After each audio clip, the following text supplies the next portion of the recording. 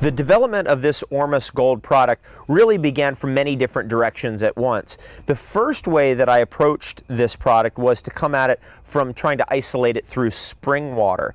And there's no question now in my mind that the most noble springs in the world, the springs of Appalachia, are loaded with Ormus gold. It's in the water molecule itself. It's wound into the water molecule itself. And if you're able to isolate enough of it and concentrate enough of it without oxidation, basically using vortexes and magnets, you can actually oxidize that water and precipitate gold right out of the water. And that happens all the time, even in the state of California where we are right now.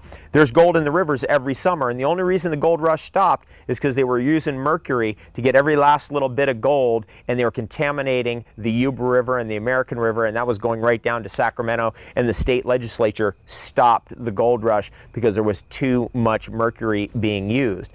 The gold that we believe is coming out of the mountains, that is perhaps being cleaved out of a particular vein, may not be actually the true story. The true story may be that in the summer, as the sun heats up, the gold in the water gets oxidized and actually pops out of the water molecule like popcorn. Now, I know for sure that that is part of what's going on because we've done enough research and experiments on this that actually that's part of the phenomenon. So what we did is we looked at coming at it from that way, but that takes an awful lot of expense, awful lot of energy, and then you have other things that will come through, other Ormus minerals and minerals that will come through from spring water, for example, when you're trapping it like that. We wanted to make a perfectly pure gold Ormus product, an alchemical product, a product that could be used in healing, that could really provide the infolded form of gold that would act like a halogen in our body and literally just be able to go right in and absorb right into the tissue of our joints, right in the tissue of our cartilage, our connective tissue, places where we know that Ormus is active. It even get into our nervous system and our immune system.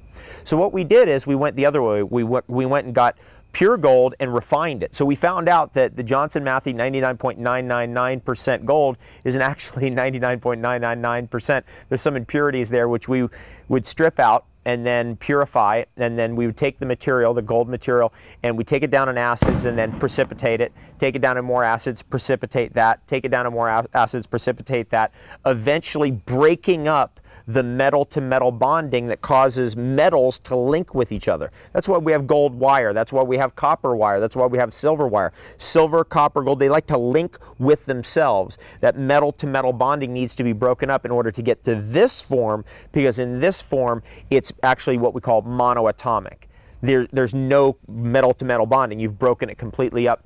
And it took us many years. In fact, it took us over 10 years to crack the secret of how to do it. And when we did do that, we narrowed it down to literally an hour-long process that takes our really well broken down gold substrate and converts it over into Ormus gold, which is a liquid. And when you have the liquid in its appropriate form, you'll see it's actually almost completely clear, and that's how you know you got the good stuff. I've been playing around with this now for so many years. I like to actually just put it under my tongue, put it on my teeth. It's wonderful. Tastes actually very good. And you can put it on your skin. I could just literally put it on my head and rub it right in, and it will just absorb right in. Kind of acts like iodine in that regard. When you put it on your skin, it just absorbs in. Within 2 minutes, it's gone. It's gotten completely into your tissues. It goes right in. And this is for experimental use only. The folks who have been playing around with this, they have an idea of what it does. I can't make any claims. I can't even say that it's a good idea to ingest it. I don't think it is, actually, because when you ingest it, you're taking this substance that's very delicate and you're putting it into a high energy environment. It's kind of like that river in the sun. As soon as the summer comes around in the Yuba River, the American River, that sun beats down and radiates that river, and the gold can't stay in that infolded delicate form and pops and actually becomes a metal in the river. This is kind of what happens with this. You don't want to leave this out in the sun. You don't want to expose it to a high energy environment, which is your digestive tract, with all the acids and the bile fluid and the enzymes. And we found out you don't even need to. Just put it on topically. And if you really want to know how to use it, let's say you have a sore little joint on your finger, just put it right there on the joint.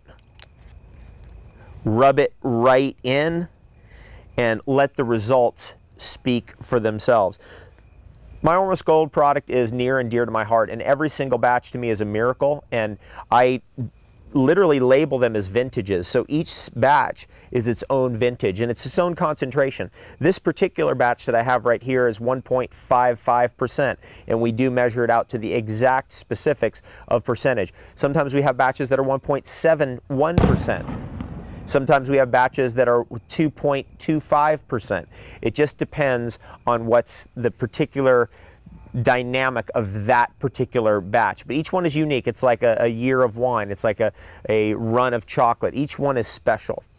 It's one of the products that I actually personally use every day, and it is really the product of my own research over the last 17 years since I first became a member of David Hudson's Science of the Spirit Foundation, from listening to those tapes that I bartered for all that time ago.